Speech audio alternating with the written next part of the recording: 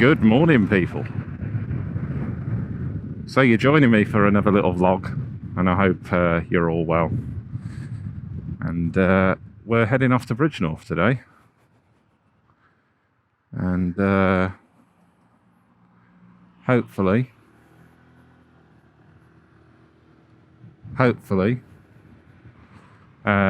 everyone is well. Just waiting for one of my friends just to catch up. Tricky junction to get out of, that is. So yeah, hopefully you're all well. It's been a nice couple of weeks weather-wise, and I'd like to say I've been out, but I haven't.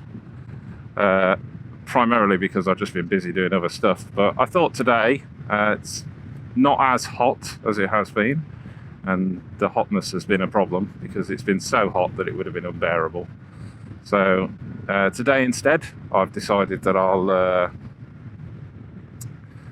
go for a little ride out. So we're heading. The heading is we'll go from sort of Dudley, which is where we are now, over towards Bridgnorth. And once we've been to Bridgnorth, we might head over towards sort of Ludlow way. For those of you that are in the UK or local to the Midlands, and yeah, hopefully the weather holds for us and we don't get too much rain. Although I have got my waterproofs if I absolutely need to, but I look like a giant fluorescent green Smurf when I have to put those on. So hopefully it holds off for us and it'll be nice. But we shall see. Who knows?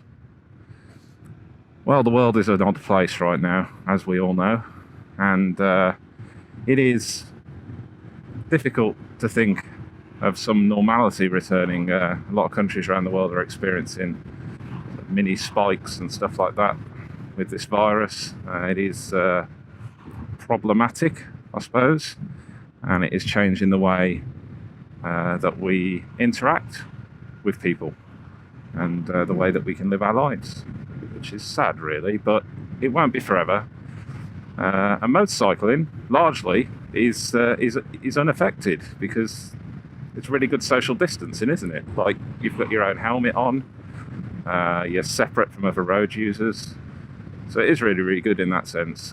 Obviously, where you have to be careful is where you congregate when you get off your bike. That's a given.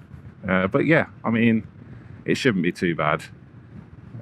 And I'm only going out in small groups at the moment, so, you know, 1s, 2s, 3s, that sort of thing. And I'm yet to meet up with Tim, one of my subscribers, who I've been communicating with quite a bit. So hopefully I'll arrange a ride out with Tim on one of the weekends soon. And fingers crossed, we can do a nice couple of routes.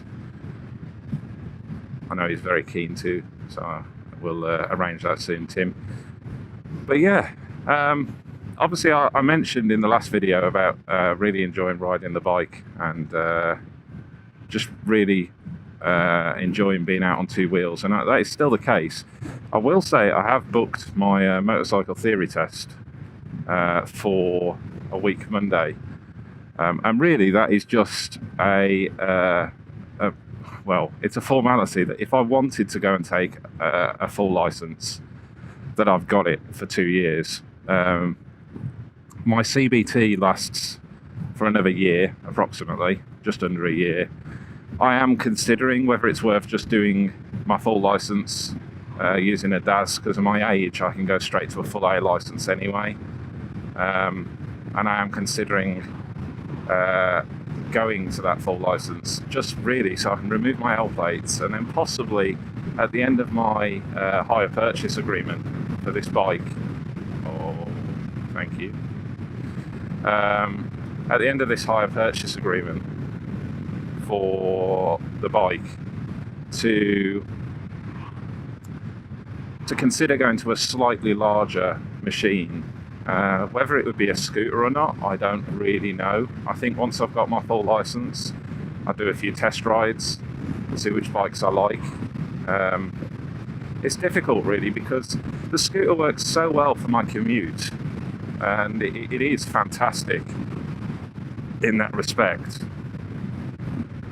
But then equally, it would be really, really nice to have something a little bit quicker for like these sorts of rides, where I'm sort of, well, I suppose ultimately on national speed limit roads where I like to be able to overtake things. That's the kind of stuff that I kind of think, well, maybe a slightly bigger bike. And I'm not on about like 1,000 Gixxer or anything like that. I'm on about like maybe a 300 or 500. I really like the look of the CB 500X, the adventure bike. They are fantastic, and they're kind of, I think they're the kind of the one bike you ever need, because they commute well, because they're still quite small and nimble, but they're also quite easy to use on a bigger road or a dual carriageway or anything like that. So I don't know. And I've looked at a Honda 650, a CB 650R, the sort of cafe styled Neo Racer sort of stuff, and they look cool as well. I just don't know yet whether I can justify spending the money, really. The doing the license thing just means that I could ride any bike whenever I wanted, I suppose, and I haven't got to worry about the fact that I can't have that because I'm not licensed, and I'm assuming it would probably bring my insurance down as well, more than likely, because I've actually got a proper license rather than a provisional. So yeah, I don't know, we'll have to see. I mean, the nice thing is that this bike holds its value remarkably well. All 125s do, really. If you pay $3,000 for it, 2 years later you'll get at least $2,000, if not more, especially if you serviced it and it's in mint condition still and all that sort of stuff. So yeah, so I think it'll be good to consider it. Like I say, I've booked my theory test. The theory test that I've done online, I've got 98%, and the hazard perception, I've got maximum marks. So I'm confident that, you know, I should be able to pass that in a week's time. That's just one more box ticked, isn't it, really? You know, if I've got CBT already, if I've got the CBT and the theory done, then really I just need a bit of extra training. I'd probably need a couple of days on a geared bike, maybe, or a couple of hours on a geared bike, just to get used to the clutch and stuff before I go to sort of a 600. Because I don't think the bike itself will be the problem. I think it'll be the gearing and stuff like that. And I think that'll probably be the one thing that I have to sort of work on. But yeah, we'll see.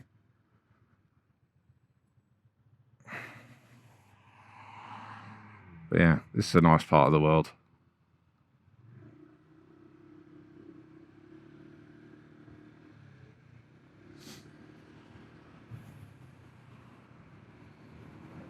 Yeah, so I'm out with Cameron. I don't know if you can see him in the rearview mirror there. Hopefully, maybe. And Cameron's got a 125. He's got a YS 125, and he's feeling a bit the same as me, really. Yeah, we're sort of mid-30s.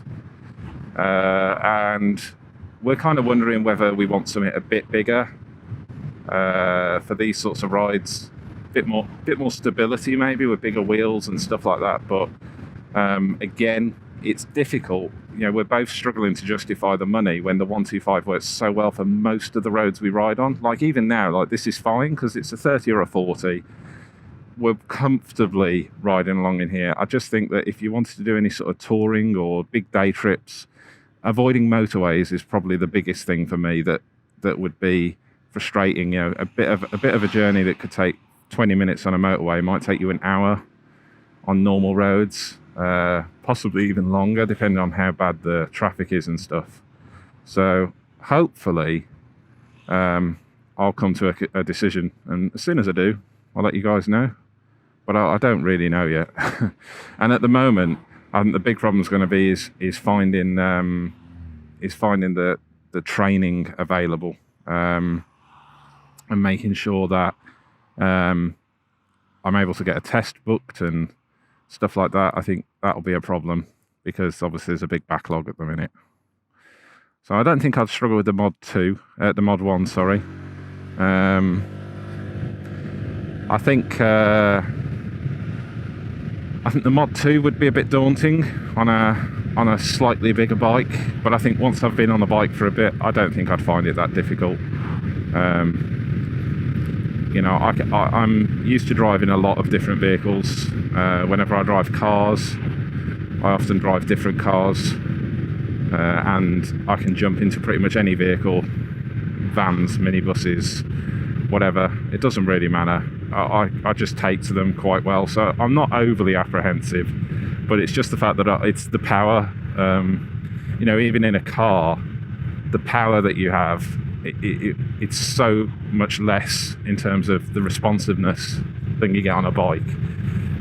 And I'm aware that the training school bikes are not going to be like stupidly fast sports bikes, I get that, but they are going to be a lot quicker than this, and they're certainly going to have a lot more go from the off, and a lot more mid-gear torque than this has. So I don't know. I mean, like I said on the previous video, I would consider a 300 Forza just because of the convenience of having a twist and go for commuting, but still having 300 cc's to make the longer rides possible, so you're not wringing its neck all the time.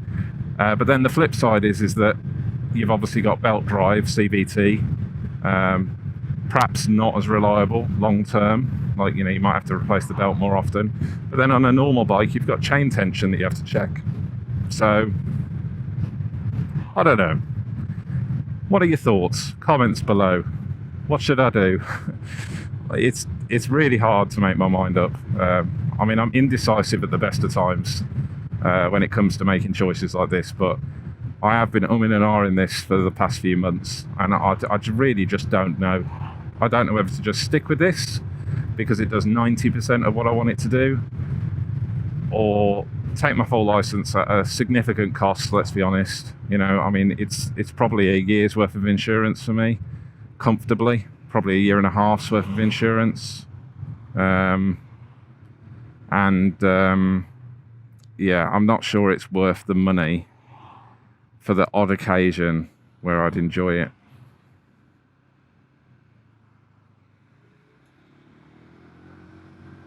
But we'll see. Who knows? And for anybody that's local, this is sort of the rabbit run. You guys will know this, the B4176. It's a very popular route for bikers, and for anyone wanting a little blast out in the country. It's a bit busier than normal today, to be fair, which for a Tuesday morning, or whatever day it is, I think it's Tuesday. I can't actually remember because I'm on holiday from work for the next 6 weeks because I work in education. I've got no bloody idea what day it is. Everything just blurs into one. No idea. But yeah, it's a bit busier than normal, and yeah, we're kind of. I mean, it's got some gorgeous views. A lot of potholes as well, but never mind. But yeah, there's a lot of hidden dips in this bit of the road, so you have to just be a bit careful, make sure nobody's broken down or anything. But yeah, I mean, it's a bit moody skies today, but yeah, you can see it's certainly nice. But yeah, so hopefully, I mean, I'll make a decision at some point, probably over the summer. And you know, it's not to say that this bike is bad, because it really isn't. I mean, again, I will reiterate just how good this bike is. It's fantastic for the usage that I do 90% of the time. Round town, 40 to 50 mile an hour tops roads. It just works flawless. I mean, like now we're doing 40 mile an hour on a national speed limit. The thing is, if it was empty, I'd want to be going 60, 65, and I'd be at the top end of this then. The tyres are good on this. It does grip, it inspires confidence, but I know that a bigger bike would feel more planted, especially in the wind. Small bikes, not just the PCX, but all 125s really, they're really affected by crosswinds. significantly. Like if I go past an opening and there's a crosswind hits me, it could push me into the other lane if I'm not, you know, ready to catch it and counter steer against it. So it is worth some consideration. We'll see. We will see. I haven't seen one of them for ages. A Honda Insight. Blimey. But yeah, it's a bit fresh down here. Very windy. Hopefully the audio's good. I really do hope so. And hopefully the video looks better, because last time I put it on the top of my helmet, on my other helmet, and it literally looked like I'd been smacked in the side of the head and everything was really wonky. So I really hope that that this looks better. This is back to my usual vlogging setup.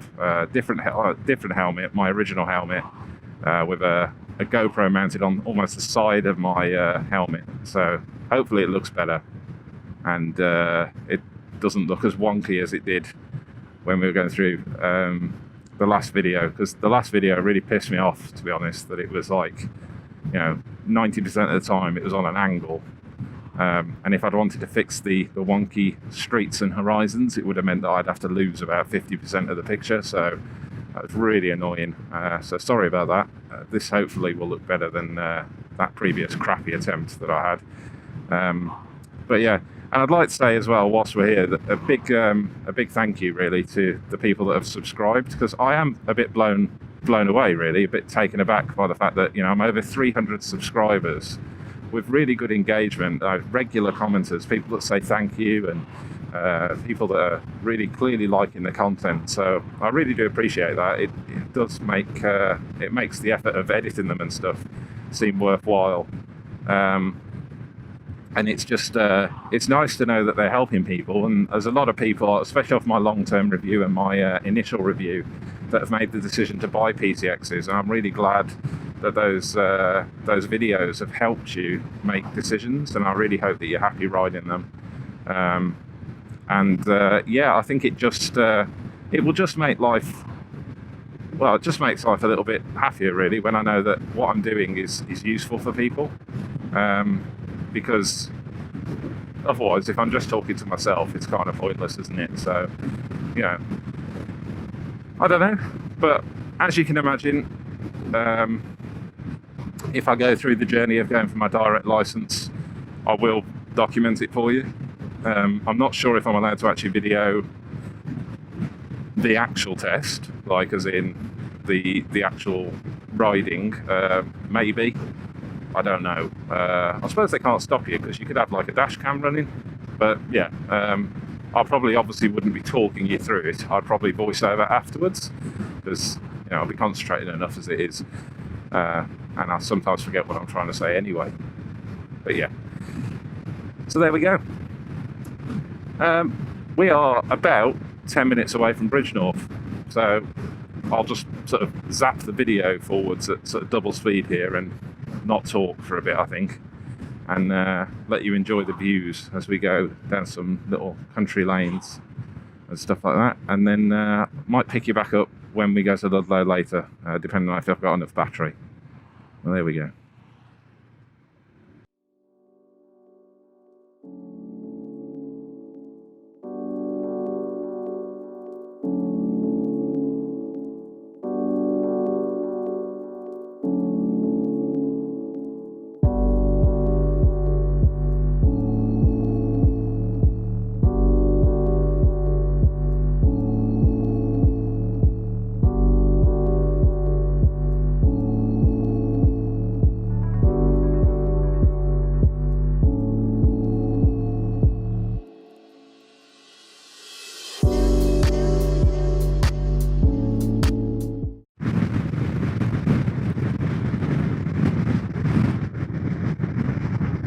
I'm going to pick up the audio just here, and I'm really sorry if this person ever watches it, but this Toyota in front of me has got a dual exit exhaust crammed into where, well, I don't even know if it was meant to have a dual exit exhaust, but like literally he's the world's most conservative driver, and he's put a rear twin exit exhaust on his bumper. Look, brilliant.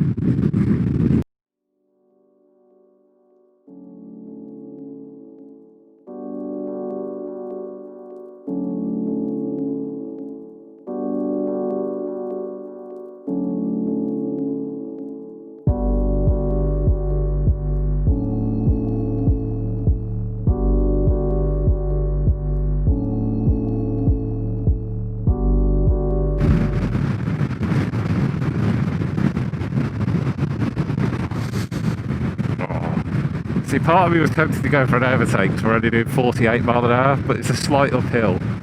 And I do think that by the time I'd started going uphill, if a car had been coming towards me at 60 mile an hour, I would have run out of room. So, patience. Let's hope they turn left.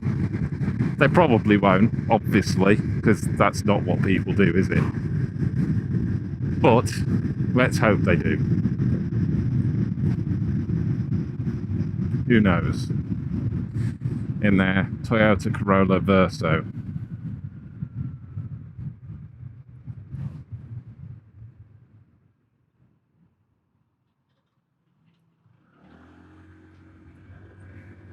Who's now indicating right to go straight on. But anyway, whatever. So, down into Bridgnorth. Select a low gear. Well, I've only got one, so I'll stay in that one, shall I? But yeah, this is a beautiful part of the world. If you've never been here, it's well worth a little ride out. And there's plenty of shops and stuff that you can grab a coffee in and that sort of stuff. So, very, very pretty. There's a Criff Railway, the river's here as well. Just really, really nice.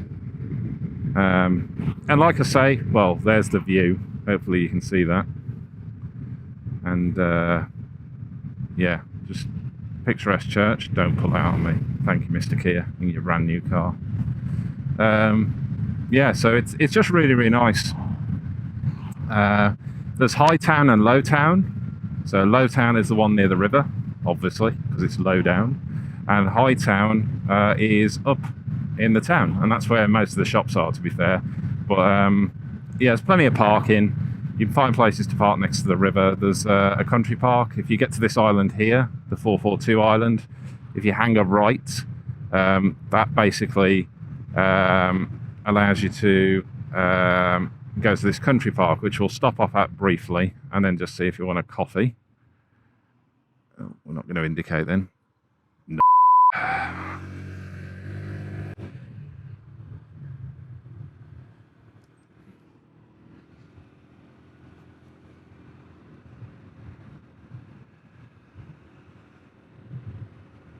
So just up here, you've got a country park that you can go into, which is nice, and yeah, just plenty of parking. Normally a coffee van somewhere, I think, but we'll see. Right, so after a nice day out in Ludlow, it is now time. It's now time for our nice gentle cruise back. I really hope the audio's good again, because you never really know, to be honest. A bit like this BMW driver doesn't know where he's going. And we're going right back towards Bridgnorth.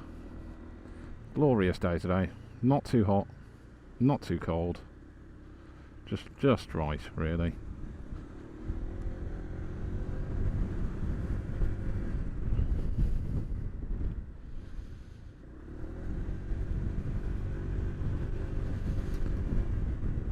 So yeah, so Cameron's just back there. Probably see him. Thanks ever so much.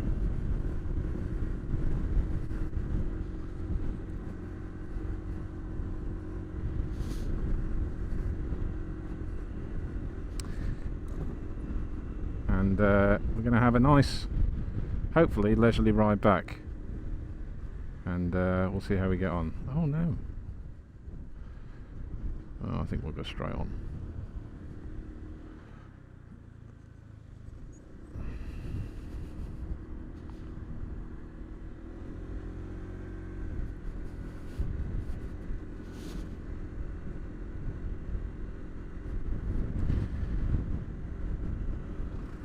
Yeah, so anyone local to the West Midlands and Dudley and that sort of area, it's quite a nice ride coming back in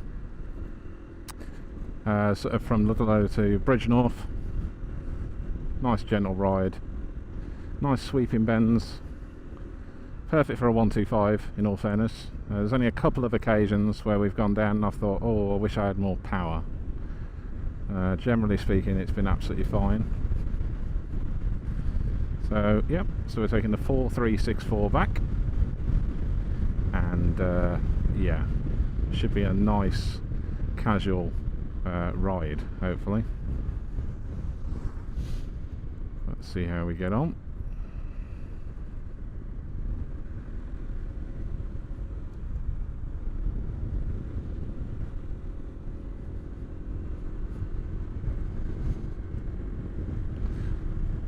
There we go, Cameron's back with me. Excellent. So yeah, although on the video it might look like the clouds are pretty heavy, feels a bit close and a bit blustery, but it's okay. It's not too bad. This is the return leg, like I say, from Ludlow towards Bridgnorth. Recorded the way into Bridgnorth, so this is just the other bit of the journey, just in the reverse. So you've got each journey in one direction. Probably won't use all the footage, obviously, but hopefully it will enable you to see some of the roads around here.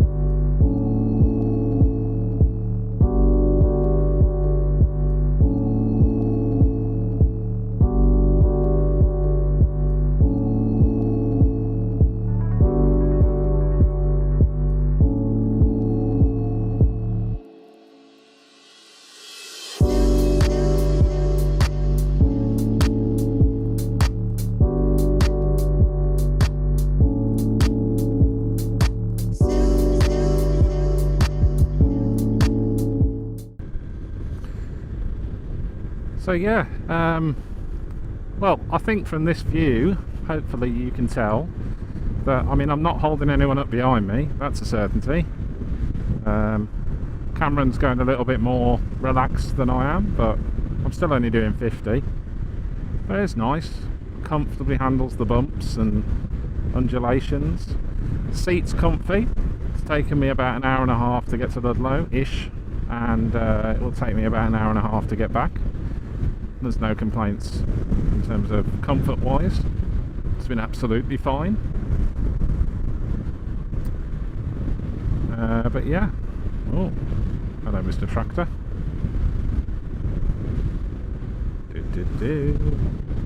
Cleedownton. That's where we are now. So yeah, so what do you guys think? Do you think I should do my direct access and get maybe like a 300 or a 500, or should I stick with what I've got? It's difficult to know, isn't it? The thing is, the journey I'm doing now is quite rare. I don't do this that often, whereas the journey to work, which is all on 30 and 40 mile an hour roads, and to be honest mostly 30s, I do 90% of the time. So I suppose the question is the 10% of the journeys that I do worth going through the hassle of upgrading my licence? I don't know, is the honest answer. I really don't know. There's just about 3 occasions between... that is slippy. There's about 3 occasions from when I've come from Bridgnorth to Ludlow, and presumably on the way back, where I just wish I had a little bit more power, where it's taken longer to get up to speed than I'd hope, or it's taken more time to get up to speed, or on a hill I haven't been able to maintain the speed I was going when I was on the flat. But it's only like 2 or 3 times, like 10% of the journey I probably wanted more power. Like, I'm not fully wound on the throttle now, and I'm maintaining up a small hill. It's probably difficult to see on the GoPro, but this is now flat and it's comfortably, I'm almost no throttle now, it's just coasting along at sort of 45-50 mile an hour. So it's difficult to know. I know a few people Obviously in America and in Europe and places like that, they have the 150 PCX, a little bit bigger, but I don't think it produces much more power. The Forza 125 obviously produces bang on the 15 brake horsepower limit in the UK for the A1 license, the CBT legal, learner legal. You know, and I don't know. It's a difficult situation because, to be honest, the PCX works so well most of the time. For 90%, like I say, of my journey. I'm not sure it's worth changing, but we'll see. Like I say, I've booked in my theory test for a week's time, roughly, well, 5 days' time. That's not really a worry for me. I've been driving long enough that I understand the highway code, and the hazard perception test is, all the practice ones I've done have been absolutely fine. I think it's just a case of thinking about long term, what do I want to do? It's difficult to know, really. Don't know. I'd be interested in all your comments. I know there's a lot of people that watch every video, and there might be people in this same situation, and if you've been in this situation and you've gone up to a bigger bike, do you regret it, or are you glad of it? Has it changed your riding much? Do you ride more because you're on a bigger bike? I don't know.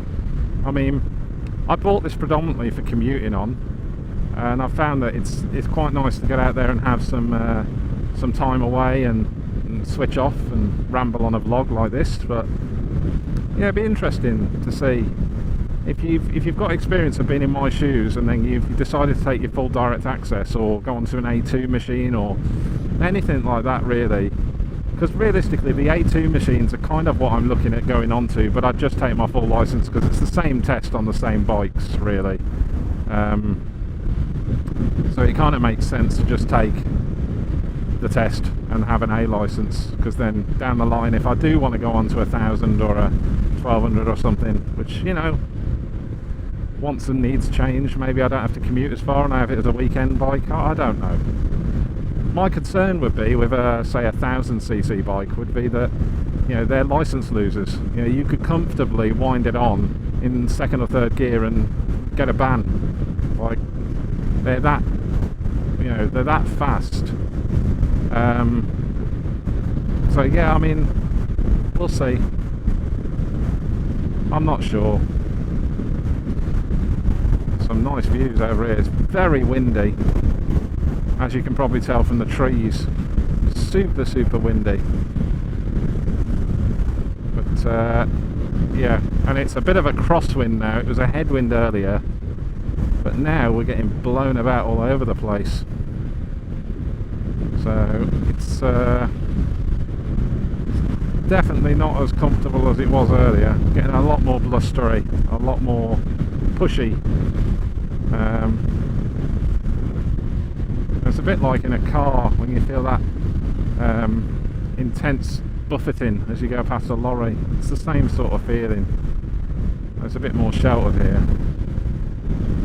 But yeah, it's yeah, it'd be interesting to see your thoughts anyway. And these are nice roads to ride on. Oh, except the road surface is gone.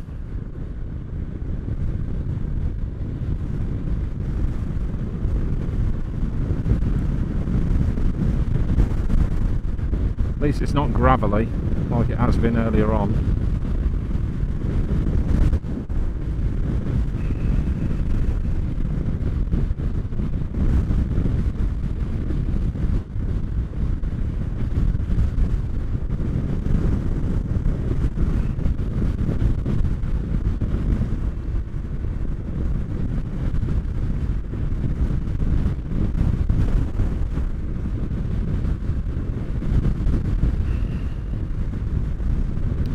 That said, it is still quite loose in the middle. I don't know if you can see that on the video. There's a lot of swarf in the middle of the road, so I don't normally ride in tyre marks, but I'm going to have to, because unfortunately it is incredibly sketchy where all the gravel's assembled in the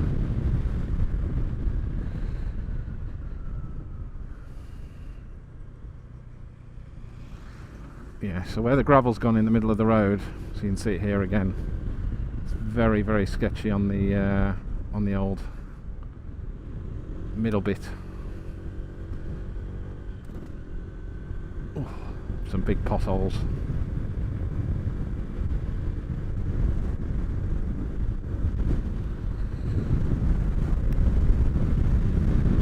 A lot of flies today as well. That's one thing I am noticing. I don't know if it's because the weather's got warmer and they've all come out, but my visor is absolutely peppered with them.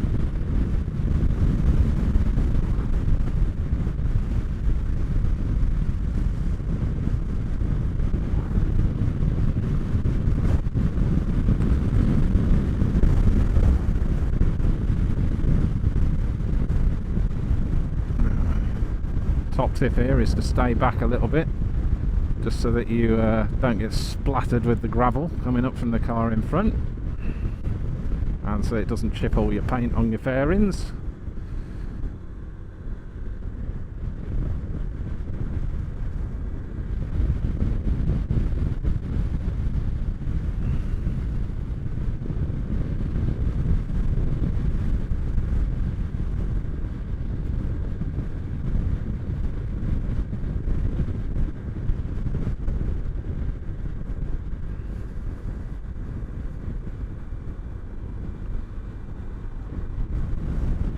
Clevery North, back onto some decent road surface at last.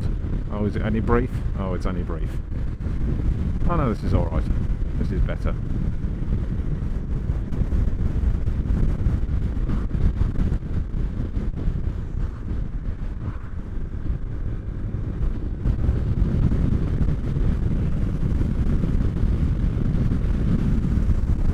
Some nice houses around here, guys. Please keep looking.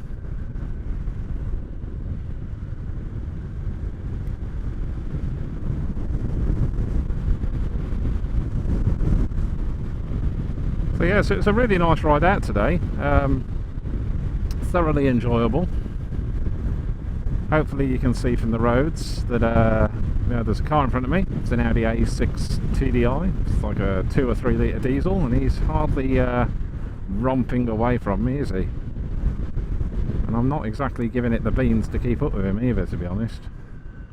So, yeah. Considering he's got 4 wheels and I've only got 2, he seems to be struggling a bit round the bends.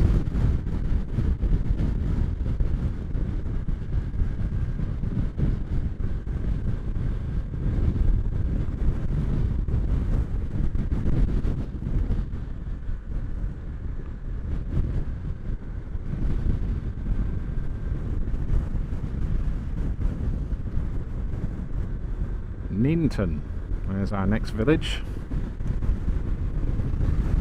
So what do you think? What should I do more of?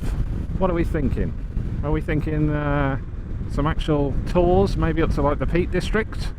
Do a few continuous stop starts, pub to pub, or restaurant to restaurant, or campsite to campsite? I'm fairly limited now with, you know, I was meant to be on holiday this week on a cruise abroad. Obviously that hasn't happened, so I'm open to suggestions. What would you like to see? What videos would you like me to do? I do definitely have some more maintenance videos that I'm going to do at some point when the time's right, because obviously I'm not just going to randomly service the bike. It's all good at the minute. It's had an oil change about 200 miles ago, so it's fine. And I'm just I've checked the crankcase breather hose actually recently, and I was amazed to see that there was 0 oil that had come in that, so that surprised me, because normally you do get a bit of breather blow off really from the crank casing, nothing. Really, I'll show you how to do that in a video in future. So there's a little collection thing, so if it makes its way through the air filter, it goes into a little hose for you to empty. It's dead easy. That's worth doing so it doesn't contaminate your air filter if it gets full. That's important. So there you go, there's an example. So Cameron's behind me, I think you can probably see him. And going up that hill then, he might have been in maybe a high gear. He struggled to pull up the hill then, so he probably downshifted, but that's where a 125 struggles a little bit, you know, like he's out the power band, and it's meant that he's dropped back now quite considerably. So there you go, he's just come into view in my mirror now. So I do think that's one of the problems with a 125. If you're caught out, you know, if you can't see the roads ahead of you, or you suddenly have to slow down and you're on a hill, that's probably where the 125s struggle a little bit, in that sense. So like now, this downhill bit, fine, but if I had to stop here and then get going up here, it would be working hard to get back up to speed, you see. That's the problem. So yeah, so what sort of videos do you want? Let me know. Like I say, I really appreciate the comments, really appreciate the likes, and people subscribing. It's really good as well. Just make sure, if you haven't already, do make sure that you watch my long-term review. So the one that I did of this bike for a year, it's year anniversary, so a year of riding it, and I'll give you my thoughts and feedback on this bike for my purpose that I had of commuting. And yeah, I mean, you might be interested to see that if you're looking for a PCX video. If you want to see some accessories, then I have an accessories video. Click on the link in the video now. And that's pretty much it, really. I think I'm going to call it a day, because I'm just following an Audi A6 and it's really boring following him, and I'm not in a rush to go past him, to be fair, so we'll call it a day. I hope you've really enjoyed the vlog, and I hope you've enjoyed the scenery, and until next time, don't forget to like, comment and subscribe, and until then, bye for now.